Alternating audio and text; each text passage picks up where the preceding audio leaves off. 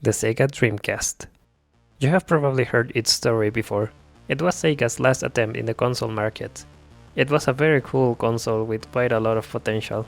It had reasonable power at a reasonable price and a decent selection of games. What could possibly go wrong? Yep, we all know what happened. Despite the potential that Dreamcast had, it didn't stand a chance against Sony's monster, the PlayStation 2. And sadly, the Dreamcast was discontinued after just a couple of years. I have heard people say that the reason why it flopped was because of piracy, but that never completely convinced me, mostly because the PlayStation 1 succeeded despite piracy being so easy on it. And speaking of the PS1, you may have also heard of Bleem, or Bleemcast, the latter being a PlayStation 1 emulator for the Dreamcast. And that is what we are going to talk about today. I don't want to go into much detail about Bleem's history, because there are already plenty of videos about that on YouTube. All you need to know for now is that Sony sued Bleem and another emulator called Virtual Game Station, and lost. And of course, I cannot talk about Bleemcast without first talking about how the copy protection worked on the Dreamcast. The Dreamcast supported two disc formats, the GD-ROM for standard games, and MIL-CD, which stands for Music Interactive Live CD. It was intended for things like karaoke, but it practically went unused by the industry. And instead, it was used as a backdoor to bypass the console's copy protection. There are plenty of explanations online about how the copy protection worked, and to me it is all very confusing, but I was able to wrap my head around it with this diagram I put together. Let's first quickly review the physical layout of a GD-ROM. The inner ring is the low density area, which holds around 35 MB of data, and it is readable by a conventional CD drive. The outer ring is the high density area, which holds around 1 GB of data, which as far as I found it is very similar to a regular CD, but the bits and lands are packed tightly together to have, well, more density. And right in the middle sits the security ring. It is hard to see on a photo, but you can read something like this. Reliable documentation on how exactly this area encodes data or how the Dreamcast authenticates it is very hard to find. The PlayStation 1's wobble group is famously very well documented, but that doesn't seem to be the case with the Dreamcast security ring. From what I can gather, it functions quite similarly to the Saturn security system. The ring looks almost identical, it is just positioned differently. Specifically in an area of the disc that conventional consumer CD burners physically cannot write to. According to Dr. Abrasive, the engineer who famously reverse engineered the Sega Saturn, the security ring contains a physical wobble track. So I spent a little while researching to see if there was some way to work around the copy protection. Unfortunately, the outcome of my research was that no, it actually works quite well. It detects a little wobble in the outer ring of the CD when it's trying to read the protection data, and that's not something you can do with a CD burner. When you buy a CDR, it's already got a spiral pressed in it, so no wobble for us. So I am assuming the Dreamcast security ring works in very much the same way. So when you boot up a Dreamcast, the system checks whether the disk you inserted is either a GD-ROM or other type of disk. It can tell this in a couple of ways. The most obvious method is checking for the physical security ring and the presence of the high density area, although in actuality it first reads the table of contents, looking at where the LBA of each session starts. We will dive deeper into LBA in just a moment. Once the Dreamcast determines the disk is a valid GD-ROM and authenticates the security ring, it reads the first 16 sectors, or 32 kilobytes of the high-density area track. This data is typically referred to as IP.bin. Keep in mind that this doesn't exist as an actual file on the file system, it is just raw data burned directly into those initial 16 sectors.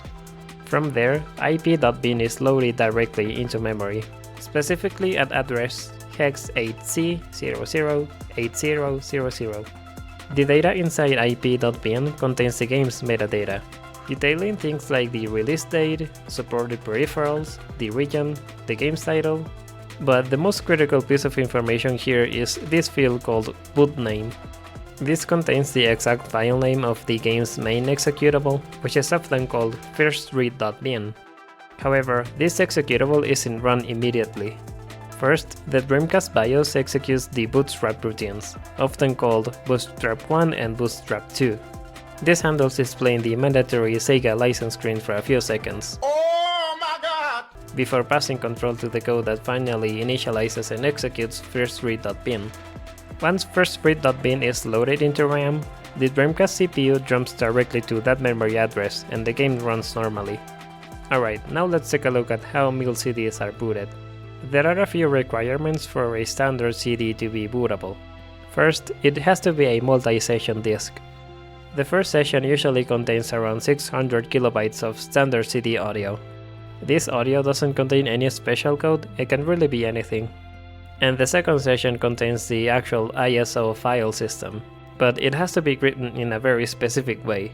Specifically, the data session must start at LBA 11702 for mil CDs, whereas for GD-ROMs, it starts at LBA 45000, since that's where the high-density area begins.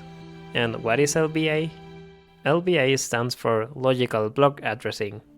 To keep it as simple as possible, it is basically a coordinate system used to ask the disk drive to go to a specific physical location on the disk.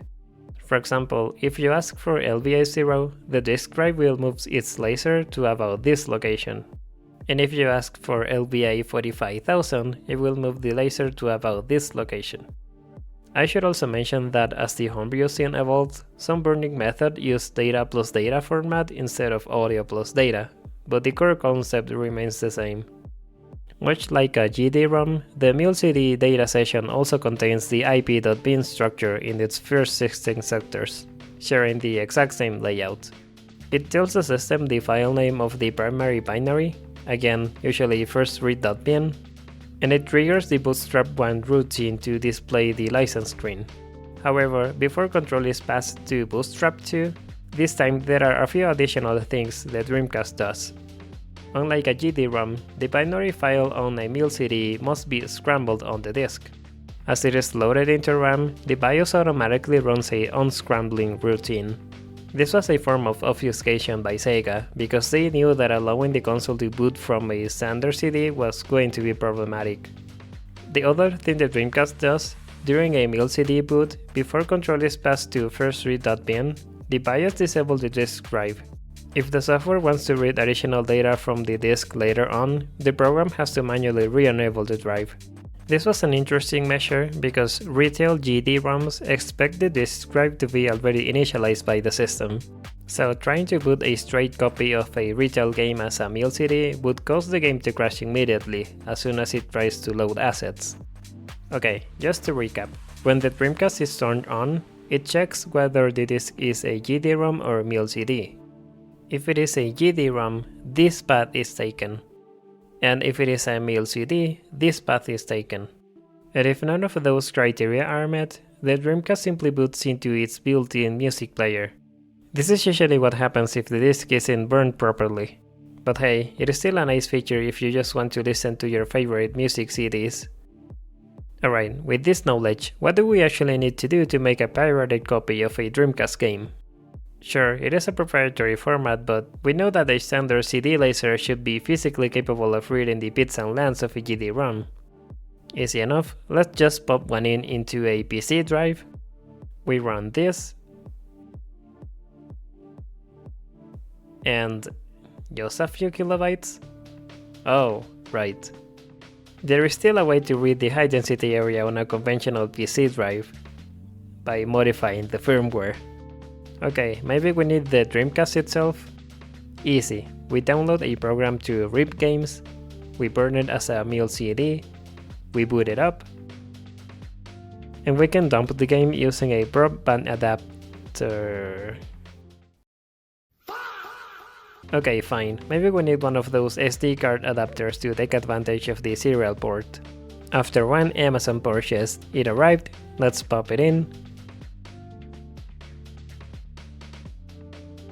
And it doesn't do anything?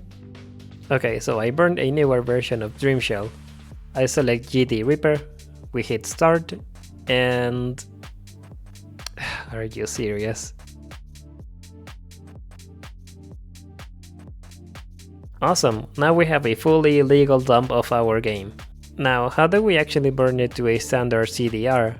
As you can probably guess, we cannot burn it as is for a couple of reasons. First, the image is roughly 1 GB, but a standard CDR only holds 700 MB. To bypass this limit, special tools are often used to extract the contents of a GDI file and downsample assets like videos or audio files, compressing them until the game shrinks under 700 MB. And we also have to consider that 1. The Dreamcast will try to unscramble the game's binary, completely corrupting it, and 2. It will disable the disk drive, causing the game to crash immediately. This is why the Utopia boot disks were so widely known, as they were used to circumvent these security measures to boot retail games more easily. Fun fact about Utopia: they were caught by the German police because they left a photo of themselves celebrating at a party on one of their boot disks. So yeah, it is not like Sega didn't implement any copy protection. They did, and in reality, making a working copy of a game required a lot of work. You had to dump the game using a serial or broadband adapter, unpack the files, compress and downsample assets to fit the 700 MB limit, scramble the main executable, rewrite IP.bin manually to reinitialize the disk drive, structure everything into a multi-session mail CD format, and finally burn it in a very precise way. On top of that, you often had to reverse engineer the game code itself to patch secondary copy protections, most commonly known as LBA checks. Sonic Adventure 2 is one example of this. And again, this is why boot disks were so common early on. The method for creating self-boot CDRs wasn't perfect yet. So how were self-boot games made?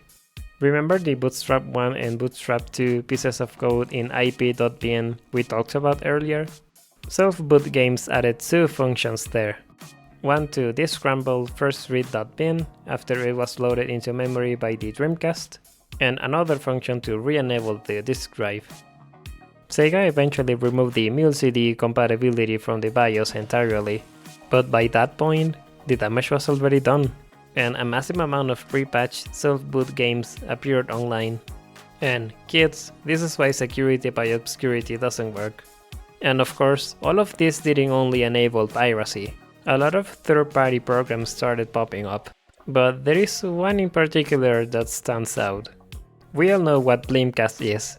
It turns your Dreamcast into a commercial PlayStation 1 emulator, where each specific Bleemcast disc was optimized for just a single PlayStation game. It is crazy how they managed to write an emulator this efficient back when Google was barely a thing. Today, technology is more advanced than ever, but all we see everywhere is just a iSlop. Anyway, part of the reason why it ran so fast on Dreamcast hardware was because Bleem was written completely in assembly instead of a higher level language like C. But the most critical reason was because of its just-in-time compiler. I will let Randy Linden himself explain. I think some of the neat technology in Bleem are things like the dynamic optimizing recompiler, which is a fancy way of basically saying Bleem looks at where the data is going from here to here, and in the middle it's manipulating it somehow. And it looks at the fastest way of doing that dynamically. And it effectively does a JIT, a just-in-time recompilation. So if there's 3 or 4 different ways of doing calculations, Bleem will choose the fastest way and put that into the JIT so that on subsequent use of that calculation, it doesn't have to recompile itself. And as you probably guessed, Bleemcast is just another MulCD disk. But there is something intriguing about Bleemcast. The software itself had its own built-in copy protection, and it was surprisingly effective. In fact, it took the scene nearly 8 years to finally crack it. Citation needed. I picked up this official copy from eBay because I really wanted to get my hands on one of these. And when you look at these discs, you will notice a very unusual detail. Look at those strange rings.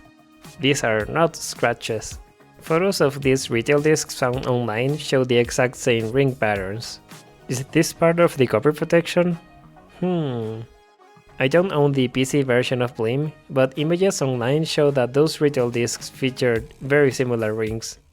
Also, if you insert this disk into a PC drive and try to dump it using standard software like ImageBurn or Disk Juggler, you will instantly notice two things.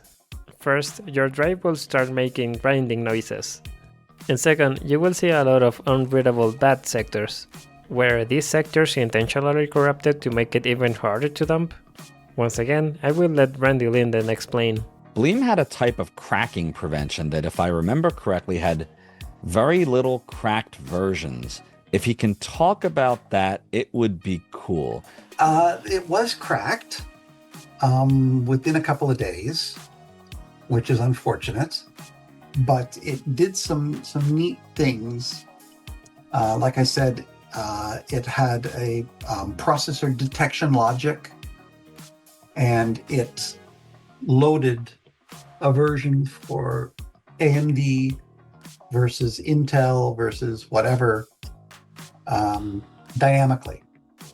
It in Windows 95 and Windows 98 dynamically jumped into ring 0, which is a protected privileged mode, which was not supposed to be possible, but Bleem did it because I needed a certain memory map.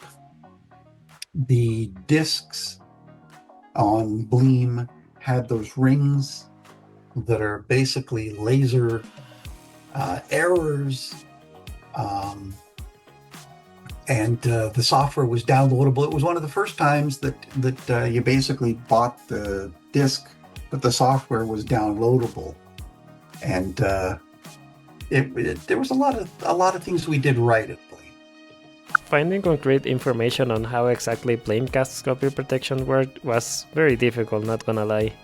Doing my initial research, I stumbled across this Reddit post. We know that a prominent scene developer known as Japanese Cake spent years working on patching Bleemcast.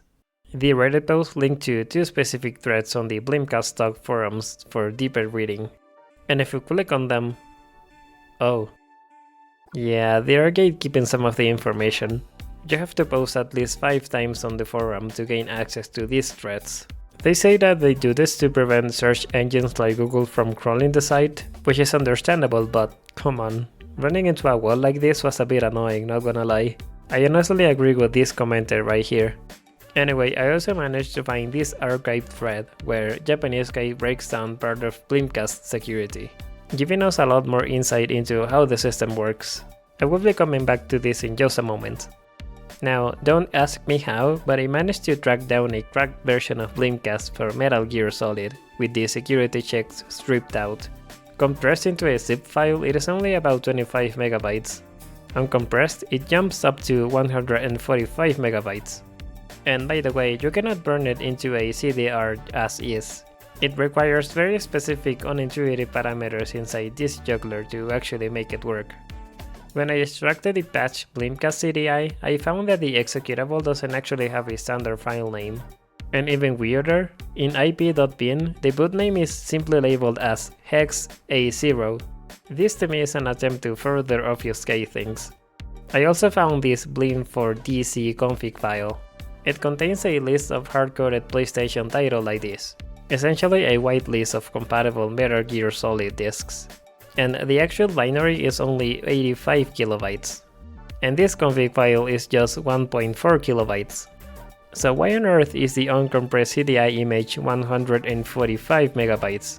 What is going on here? Well, let's analyze the information we have gathered so far. First, the disk features those physical rings with intentionally corrupted bad sectors. This was designed to stop casual users trying to duplicate it. Even if you use the right software, the drive's firmware gets stuck in an endless loop, trying to read those sectors over and over. Second, the full emulator code isn't stored neatly inside firstread.bin, or whatever this is. Instead, the code is physically scattered across the disk in between those dummy rings, making the complete payload invisible to a conventional disk drive. And third, the emulator isn't loaded into memory all at once. Instead, it uses a boot chain. The initial code jumps to address hex 8C004000. loading a specific sector straight from LBA 11,946. That sector then executes, grabs the next piece of code, drops it into address hex 8C006000, and jumps there. And this is repeated 46 times, executing the security checks and loading assets piece by piece until the full emulator finally stitches together. So yeah, that is how the copy protection works on Bleemcast, as far as I understand, that is. While the PC version of Bleem was cracked within a few days of release, the security system built for Dreamcast was a masterpiece of anti-piracy engineering, taking multiple years to crack. This entire story is fascinating to me. On paper, the Dreamcast seemed like an unhackable console because it used a proprietary disk format. Yet, Bleemcast managed to turn the console's own multimedia features against it to run unauthorized software. And the irony is that Bleemcast's custom anti-piracy code ended up being far more effective than the protections on almost every retail game on the market. There are still some interesting details that I didn't talk about in this video, like the unreleased beta versions of Bleemcast that eventually leaked online, and the original developers talking about it in the DC emulation forums, or how years later Bleemcast was modified to bypass the PlayStation disk check, allowing Bleemcast to run more PS1 games. So many stories to tell, but I am going to wrap the video up for now. I had a blast diving into this investigation, and I hope you enjoyed watching this video as much as I enjoyed working on it. That's going to be it for now. Thank you for watching and see you in the next one.